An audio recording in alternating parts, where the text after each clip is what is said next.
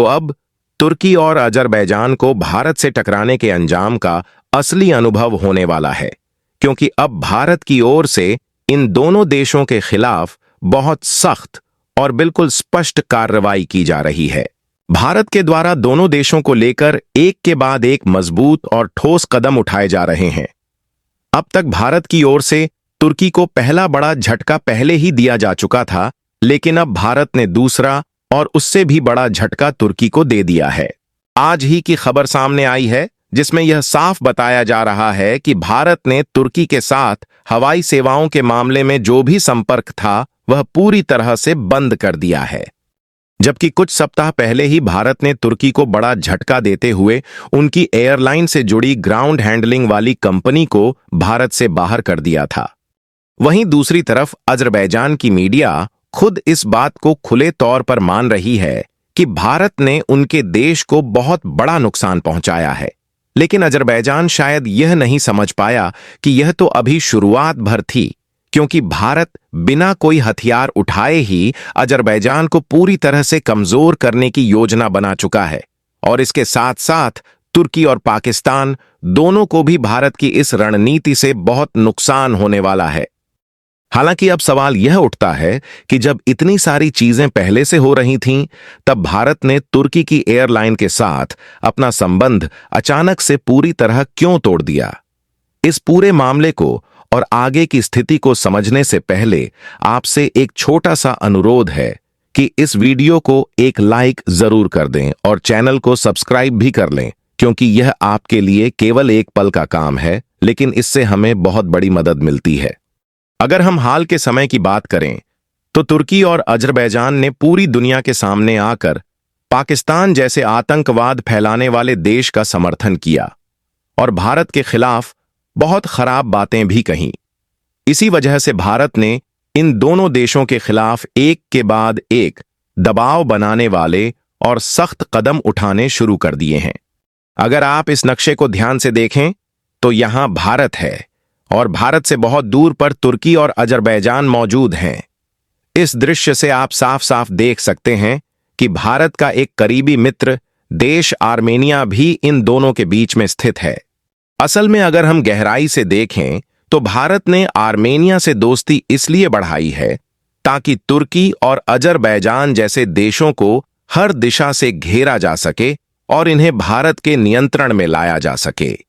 लेकिन सबसे हैरान करने वाली बात यह है कि तुर्की और अजरबैजान भारत से डरने के बजाय अब उसे आंखें दिखाने की हिम्मत कर रहे हैं।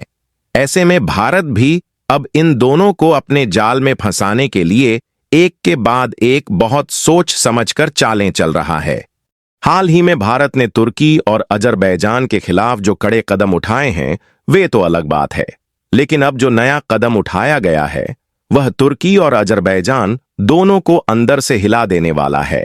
क्योंकि अभी अभी यह बड़ी खबर सामने आई है कि भारत ने तुर्की के साथ अपनी हवाई सेवाओं से जुड़ी हर तरह की कड़ी को अचानक काट दिया है। यानी जो भी काम हवाई जहाज की उड़ानों, उनके संचालन और अन्य तकनीकी व्यवस्थाओं से जुड़े होते हैं वे अब भारत और तुर्की के बीच नहीं चलेंगे। अब भले ही भारत ने यह फैसला अचानक लिया हो, लेकिन इससे तुर्की का गुस्से में पागल हो जाना लगभग तय माना जा रहा है। लेकिन भारत ने यह अचानक कदम क्यों उठाया, इसे समझने से पहले हमें यह समझना जरूरी है कि भारत और तुर्की के बीच एयरलाइंस से जुड़ा यह संपर्क कितना बड़ा और महत्वपूर्ण बन चुका था।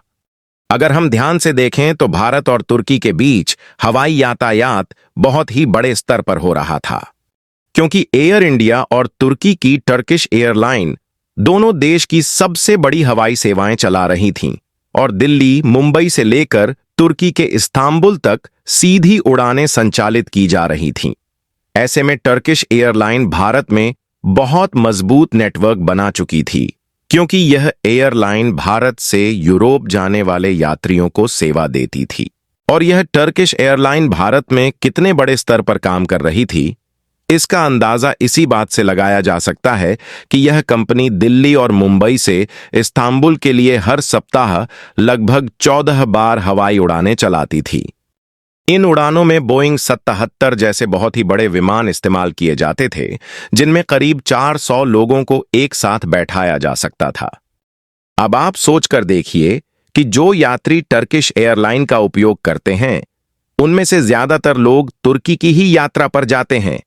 यानी सबसे पहले तो भारत के नागरिक तुर्की की उड़ानों का इस्तेमाल करके तुर्की को किराया देते हैं, फिर वहां पर जाकर होटल, कपड़े, खाना और बाकी सभी खर्च भी वहीं करते हैं, जिससे सारा पैसा तुर्की की जेब में चला जाता है। यहां तक कि भारत से जो सामान तुर्की को भेजा जाता है या तुर्की से जो माल भारत आता है, वह भी इन्हीं उड़ानों के जरिए आता जाता है, तो उस माल की ढुलाई का खर्चा भी टर्किश एयरलाइन को ही मिलता है। लेकिन अब आप खुद सोचिए और कल्पना करके देखिए कि जब ऐसी बड़ी खबर सामने आ रही है कि भारत ने हवाई सेवाओं से जुड़े क्षेत्र में तुर्की से अपना संबंध पूरी तरह खत्म कर दिया है, तो यह तुर्की के लिए कितना बड़ा और गहरा झटका साबित होने वाला है।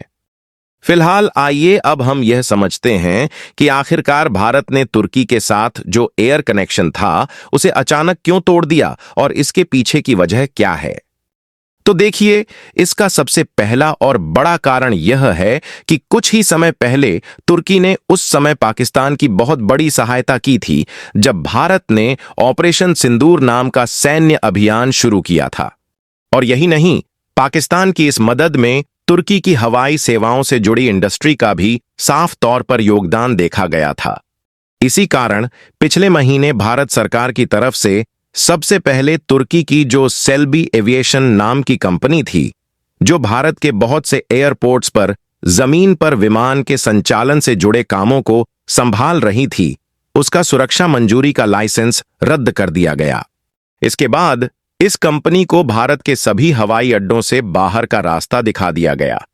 इस पूरी कार्रवाई के बाद से यह तुर्की की कंपनी अभी तक घबराई और परेशान है और लगातार यही कोशिश कर रही है कि किसी न किसी तरह से भारत में दोबारा काम करने का कोई मौका मिल जाए।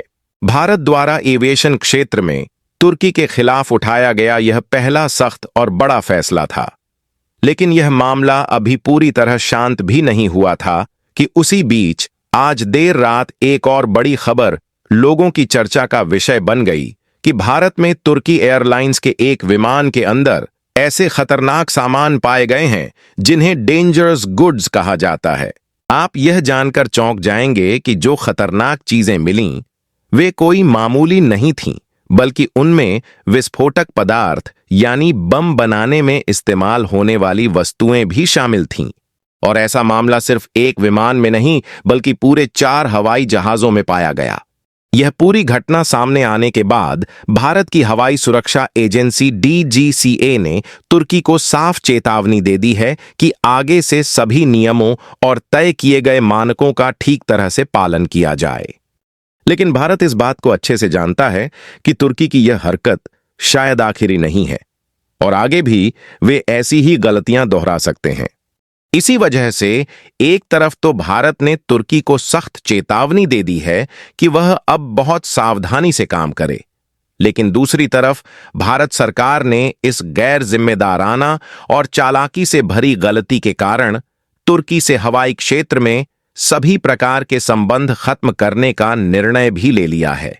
असल में इंडिगो और टर्किश एयरलाइंस के बीच एक समझौता था जिसे कोड शेयर एग्रीमेंट कहा जाता है, जिसके अंतर्गत यात्री केवल एक टिकट लेकर भारत के किसी भी बड़े शहर से तुर्की और फिर वहां से यूरोप या अमेरिका तक बिना रुकावट यात्रा कर सकते थे।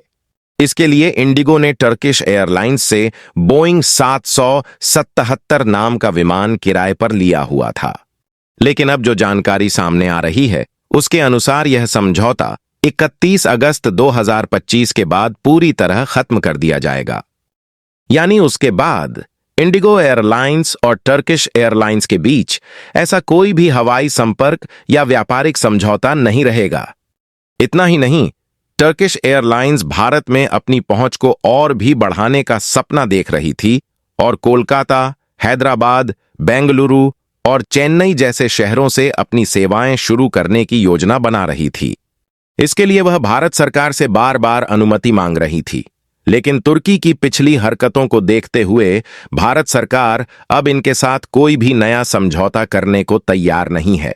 इसके अलावा एयर इंडिया भी अब खुलकर सामने आ चुकी है और उसने भारत सरकार से यह निवेदन किया है कि जितनी जल्दी हो सके इंडिगो और टर्किश एयरलाइंस के बीच चल रहा यह समझौता खत्म किया जाए, क्योंकि इससे भारत की हवाई सेवाओं को आर्थिक और व्यावसायिक तौर पर नुकसान हो रहा है। और यही हाल अब अजरबैजान का भी बन चुका है। वहां की स्थिति भी बिल्कुल तुर्की जैसी हो गई है और वह देश भी बर्बादी की ओर बढ़ रहा है। इतना ही नहीं, अजरबैजान की मीडिया खुद भी इस बात को मानने लगी है कि भारत ने उनके देश को पूरी तरह से कमजोर कर दिया है। लेकिन फिर भी वे लोग दुनिया के सामने झूठ बोलते हैं कि ऐसा कुछ नहीं हुआ, यह सब सिर्फ मीडिया की खबरें हैं। लेकिन सच्चाई यह है कि तुर्की को तो अब यह समझ में आ गया है कि भारत से टकराना उन्हें बहुत महंगा पड़ सकता है। लेकिन लगता है कि अजरबैजान को अभी तक इसका पूरा अंदाजा नहीं हुआ है। अब आगे आने वाले समय में देखने वाली बात यह होगी कि भारत से दुश्मनी मोल लेने का अंजाम इन देशों के लिए कितना भारी और दुखद साबित होता है। बाकी आप सभी लोग इस पर क्या सोचते हैं? अपनी राय हमें नीचे कमेंट में जरूर लिखें और इस वीडियो को एक लाइक देकर अपने सभी दोस्तों और परिवार वालों तक जरूर शेयर करें ताकि उन्हें भी पूरी जानकारी मिल सके। और ऐसे ही और भी ज्ञानवर्धक वीडियो देखने के लिए चैनल को सब्सक्राइब करके नोटिफिकेशन वाली घंटी को दबाकर ऑल जरूर चुनें। जय श्री राम।